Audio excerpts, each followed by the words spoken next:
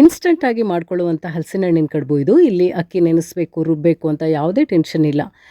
ನಾವು ಎಲ್ಲ ರೆಡಿ ಮಾಡಿ ಇಟ್ಕೊಂಡ್ರೆ 10ರಿಂದ 15 ನಿಮಿಷದಲ್ಲೇ ಈ ಕಡುಬನ್ನು ಮಾಡ್ಕೋಬಹುದು. ನಮಸ್ಕಾರ ಎಲ್ರಿಗೂ, ವೆಲ್ಕಮ್ ಟು ಮೈ ಚಾನೆಲ್. ಇಲ್ಲಿ ನಾನು ಹಲಸಿನ ಹಣ್ಣು ಕಡುಬು ಮಾಡೋದಕ್ಕೆ ಸ್ವಲ್ಪ ಹಲಸಿನ ಸೊಳೆ ರೆಡಿ ಮಾಡಿ ಇಟ್ಕೊಂಡಿದ್ದೀನಿ. ಇದು ಕಲರ್ ತುಂಬ ಚೆನ್ನಾಗಿದೆ, ಹಾಗಾಗಿ ನಾನು ಇದೇ ಹಲಸಿನ ಹಣ್ಣನ್ನು ತೊಗೊಂಡಿದ್ದೀನಿ. ರುಬ್ಬೋಕ್ಕೆ ಅನುಕೂಲ ಆಗಲಿ ಅಂತ ಈ ರೀತಿ ಚಿಕ್ಕದಾಗಿ ಸೀಳಿ ಇಟ್ಕೊಂಡಿದ್ದೀನಿ. ಹಾಗೆಯೇ 1 ಕಪ್ ಆಗುವಷ್ಟು ರವೆ ತೊಗೊಂಡಿದ್ದೀನಿ. ನಾನಿಲ್ಲಿ ಚಿರೋಟಿ ರವೆ ತೊಗೊಂಡಿದ್ದೀನಿ. ಇದಕ್ಕೆ ಉಪ್ಪಿಟ್ಟಿನ ರವೆ ತೊಗೋಬೋದು ಅಥವಾ ಅಕ್ಕಿ ರವೆ ಕೂಡ ತೊಗೋಬಹುದು. ಈಗ ಒಂದು ಮಿಕ್ಸರ್ ಜಾರಿಗೆ ರೆಡಿ ಮಾಡಿ ಇಟ್ಕೊಂಡಿರೋ ಹಲಸಿನ ಹಣ್ಣಿನ ಸೋಳೆ ಎಲ್ಲ ಹಾಕ್ಕೊಳ್ಬೇಕು ಮೊದಲು. ಆಮೇಲೆ ಒಂದು ಚಿಕ್ಕ ಕಪ್ಪಲ್ಲಿ 1 ಕಪ್ ಆಗುವಷ್ಟು ತೆಂಗಿನಕಾಯಿ ತುರಿ ನಾನು ಹಾಕ್ತಾ ಇದ್ದೀನಿ. ಇನ್ನು ಸ್ವಲ್ಪ ತೆಂಗಿನಕಾಯಿ ತುರಿನ ಆಮೇಲೆ ಮಿಕ್ಸ್ ಮಾಡೋದಕ್ಕೆ ಕೂಡ ಇಟ್ಕೊಂಡಿದ್ದೀನಿ. ಹಾಗೆಯೇ ಸ್ವಲ್ಪ ಬೆಲ್ಲ ಕೂಡ ಹಾಕ್ತಾ ಇದ್ದೀನಿ.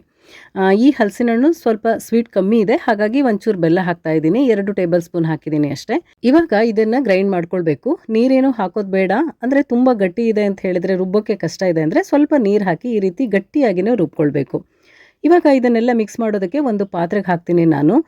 ಸ್ವಲ್ಪ ದೊಡ್ಡ ಪಾತ್ರೆನೇ ತೊಗೊಂಡ್ರೆ ಎಲ್ಲದನ್ನು ಕಲಿಸ್ಕೊಳ್ಳೋಕ್ಕೆ ಈಸಿ ಆಗ್ತದೆ. ಹಾಗಾಗಿ ಇನ್ನಿದಕ್ಕೆ ನಾವು ತೆಗೆದಿಟ್ಕೊಂಡಿರೋ ರವೆನ ಹಾಕಬೇಕು. ಅದಾದಮೇಲೆ ಪರಿಮಳಕ್ಕೆ 1/4 ಸ್ಪೂನ್ ಆಗುವಷ್ಟು ಏಲಕ್ಕಿ ಪುಡಿನ ಹಾಕ್ತಾ ಇದ್ದೀನಿ ನಾನಿಲ್ಲಿ. ಇದನ್ನು ರುಬ್ಬೋವಾಗ ಕೂಡ ಹಾಕ್ಬೋದು, ಈಗಲೂ ಸೇರಿಸ್ಕೋಬೋದು. ಹಾಗೆಯೇ ಸ್ವಲ್ಪ ತೆಂಗಿನಕಾಯಿ ತುರಿ ತೆಗೆದಿಟ್ಟಿದ್ನಲ್ಲ ಅದನ್ನು ಹಾಕ್ತಾ ಇದ್ದೀನಿ. ರುಚಿಗೆ ತಕ್ಕಷ್ಟು ಉಪ್ಪು, ಇದಿಷ್ಟನ್ನು ಹಾಕಿ ಒಂದ್ಸಲ ಚೆನ್ನಾಗಿ ಮಿಕ್ಸ್ ಮಾಡ್ಕೋಬೇಕು. ತೆಂಗಿನಕಾಯಿ ತುರಿ ಬೇಕಾದರೂ ಹಾಕ್ಬೋದು, ಅಥವಾ ತೆಂಗಿನಕಾಯಿನ ಚಿಕ್ಕ ಚಿಕ್ಕದಾಗಿ ಕಟ್ ಮಾಡಿ ಕೂಡ ಹಾಕ್ಬೋದು, ಅದು ಚೆನ್ನಾಗಿರುತ್ತೆ.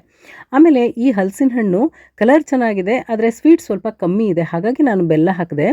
ಕೆಲವು ಹಲಸಿನ ಹಣ್ಣು ತುಂಬ ಸಿಹಿ ಇರ್ತದೆ, ಹಾಗಿದ್ದಾಗ ಬೆಲ್ಲ ಹಾಕೋ ಅವಶ್ಯಕತೆ ಇಲ್ಲ.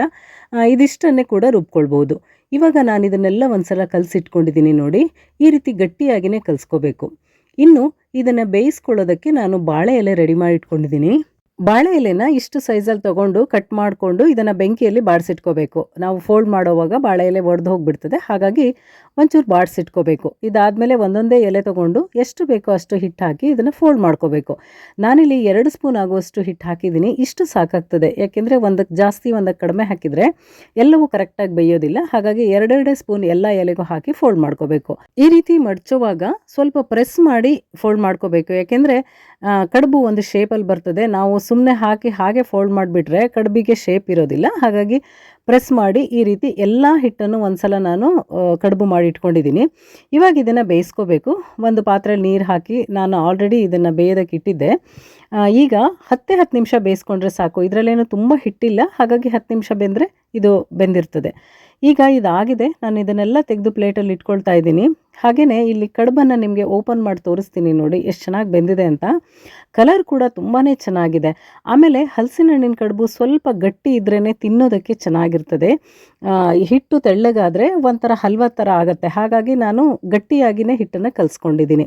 ಇವಾಗ ನಮಗೆ ಬೇಕಾದ ಸೈಜಲ್ಲಿ ಕಡುಬನ್ನು ಕಟ್ ಮಾಡ್ಕೊಳ್ಬೇಕು. ನಾನು ಮೀಡಿಯಮ್ ಸೈಜಲ್ಲಿ ಸ್ಲೈಸ್ ಮಾಡ್ಕೊಂಡಿದ್ದೀನಿ.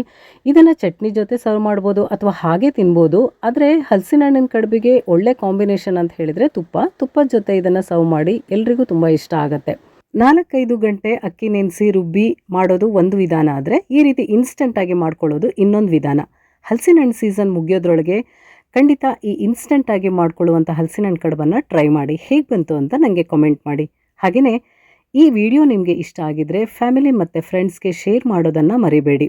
ಇನ್ನೊಂದಷ್ಟು ಹೊಸ ವಿಷಯಗಳ ಜೊತೆ ಸಿಗೋಣ. ಶುಭವಾಗಲಿ. ನಮಸ್ಕಾರ.